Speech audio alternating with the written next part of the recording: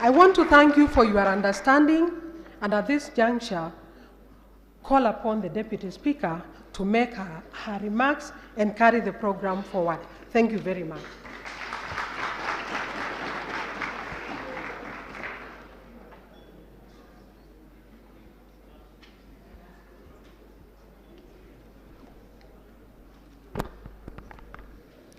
The Honorable Moses Wetangula, Speaker of the National Assembly, the Honorable Justice Daniel Musinga, Judge of Appeal and President of the Court of Appeal, representing the Chief Justice, Justice Martha Koome, Honorable Members, Madam Clerk of the National Assembly, Madam Sarah Kioko, Dr. Elisha Zebedi Ongoya, Advocate of the High Court of Kenya, ladies and gentlemen, good morning. Allow me to begin my remarks by congratulating all honorable members, individually and collectively, for their recent election victory, and to have the opportunity to serve this nation. Indeed, it is a privileged position. Out of 50 million Kenyans, you are the select 349 persons to represent our country. The promotion of good governance requires a parliament that can effectively perform the three cardinal functions of representation, oversight regarding the executive, and lawmaking. As parliamentarians, we must build a better tradition of rule adherence and integrity to ensure the greater public confidence in the political process and in our common vocation.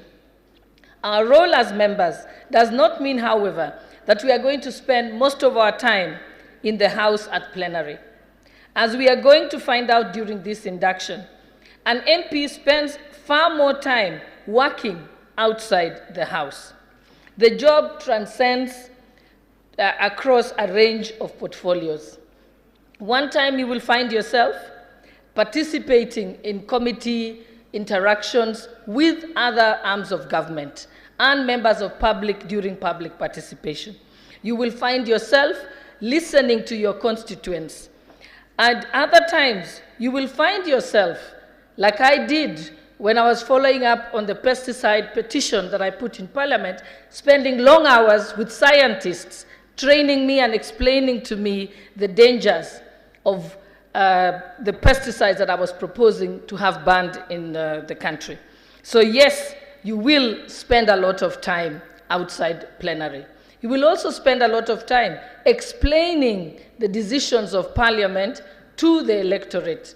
For example, when the public debt ceiling was raised by Parliament, then members of the public will take you on, and it will be your responsibility as a parliamentarian to use every avenue and every platform you have to ensure that you explain all those issues.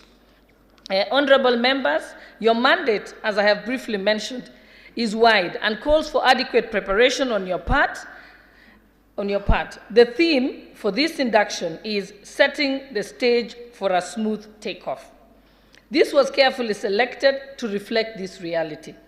This theme refers to the consequent transition to the 13th Parliament, requiring an efficient and effective framework for enhancing people and adopting best practices in so doing. Aware that a number of you are first-time members of Parliament, it is important that we undertake this induction training to leverage on our skills and competencies in our legislative work. Honorable members, ladies and gentlemen, key among the issues to be discussed in this induction is the committee system of Parliament. As you are aware, the Committee of the House are the workshop of Parliament and play a pivotal role in the work of Parliament. Committees will accord members an opportunity to adequately serve the people they represent. Under the revised National Assembly standing orders, the number of committees have been increased and their respective mandates reconstituted. I therefore encourage those who will become chairpersons of committees to be diligent and proactive and responsive in their work. Chairpersons of committees should raise any issues that they require to be addressed at the meetings of the liaison committee, which I undertake to hold regularly.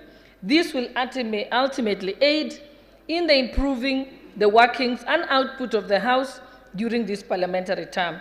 Honorable members, I wish to state that the induction retreat serves as a benchmark for future engagements in the House. Therefore, I implore members to dutifully attend the sessions, even for those who are re-elected members and who have attended previous inductions of Parliament.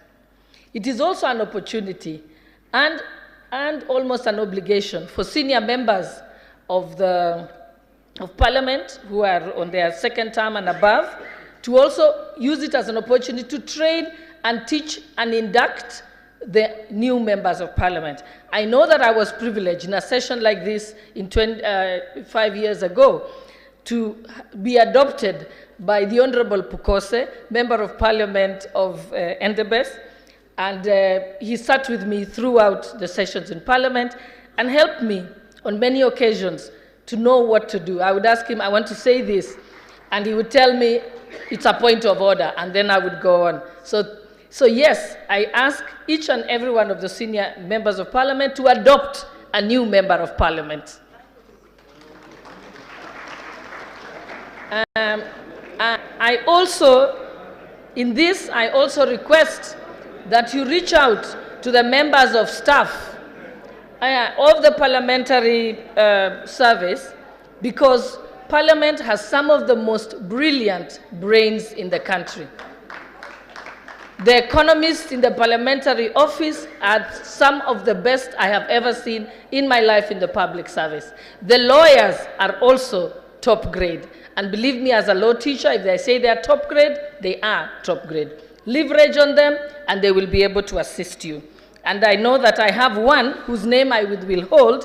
I call him my Bunge professor, because every time I would bounce ideas on him, and it was of great support. I urge all new members to use that method. It does work. Honorable members, before I conclude my remarks, I wish to highlight a few tips for success, especially for the new members among us, which we can use to guide us in our role as representatives of the people. 1, learn the guiding norms, the Constitution, the Parliamentary Powers and Privileges Act, and the National Assembly Standing Orders. I know that I was told by our immediate former leader of majority, Aden Duale, that MP for Garissa, who then said to me, if you don't learn the standing orders, you then will not have any confidence and you won't be able to speak up. So if you know the standing orders, it gives you more confidence to be able to address the House. Thank you for that advice, leader. Secondly, manage the NGCDF well, and for the women representatives, the National Government Affirmative Action Fund, because if you manage that well, you surely will be re-elected. 3, listen to your people. Unfortunately, most MPs wait until the last year of their term in Parliament to start doing what they call listening to the ground. Nasikiza ground. Start listening now to the people you represent, or else you will live to regret. I know, and when we talk about listening to the ground and representing your people, it doesn't necessarily mean even it's being their voice at a national platform. You have to be their voice. I know some people one time said, but Gladys didn't campaign much on the ground. And I said to them, I've been campaigning for 4 years. When I was involved in the BBI campaign, that was representing my people. When I was involved in the Inua Mama campaign, that was representing my people. So representing your people doesn't necessarily confine you to interacting personally with them, but being their voice at the national level. When I made TV appearances, it was not for showbiz. I was the voice of my people at the national stage, the people that I represent. And number 4, be present. It does not one of the issues you will realize here, that many of the persons who have been elected to parliament, in this 13th parliament, are either patrons of the NCDF, or they were personal assistants of the member of parliament, or they were maybe the chairperson of the board. Why? Because that was the person closest to the people. So it is important to be present. Don't just send a check to the ground with your personal assistant. Believe me, they'll replace you soon enough. And do not agree to be isolated. Be close to the people. I know that I refuse to have any of my bodyguards in sight at all. I tell them, I don't want my people to see you. You just have to stay somewhere and watch out. But you can't flag people in front of out of my way, because that way you get isolated. And lastly, sharpen your debate and oversight skills. Your participation in respective committees gives you a training ground. If you want to be a great debater and a hawk-eyed member in relation to oversight matters, attend committee meetings and participate in committee meetings. It will make you a much better debater on the floor. Also, if it is not a matter, the matter is coming before the House and it was not before your committee, always the staff members and researchers at the parliamentary offices would be happy to give you notes and be able to take you through the issues. And therefore, make good use of them. They are extremely helpful. I recall a member in the 12th Parliament who never attended any committee meetings. One day, he was put to task on a matter being contributed to in the House. All he could say is, Nisawa. The member never made it back to the House, all because when he was asked whether he was okay with the squatters in some land in his constituency being evicted, his response was, Nisawa. I hope you will not be in that category of Nisawa too, Mheshimiwa. Finally, I commend the acting clerk of the National Assembly, Madam Sarah Kiyoko, a long-standing parliamentary officer, and all the staff of Parliament for their efforts in preparing for the 13th Parliament, starting from the pre-swearing-in sessions that were executed well, and I request you to continue facilitating the honourable members with an elevated degree of proficiency, professionalism, and impartiality.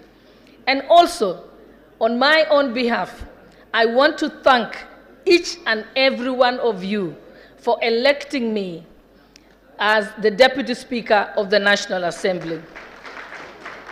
I am humbled by your great honor, and I promise never to let you down.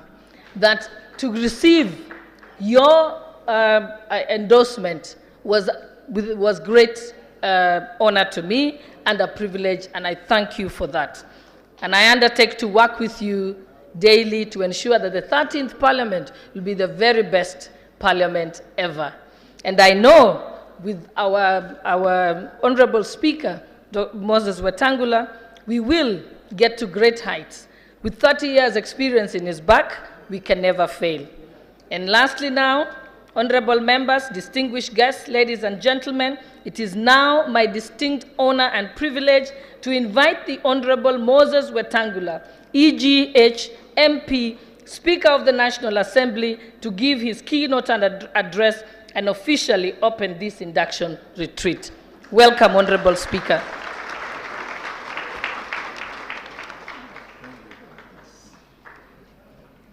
Thank you, Honorable SHOLLEI'S, Deputy Speaker. Waheshimiwa hamjambo. Assalamu alaikum. The Honorable Justice Daniel Musinga, representing the Chief Justice, honorable members of our National Assembly, Dr. Elisha Sebedi Ongoya, advocate, our clerk, Mama Sarah Kyoko, Deputy Clerk, Jeremiah Ndombi, directors of different departments, invited guests, ladies and gentlemen.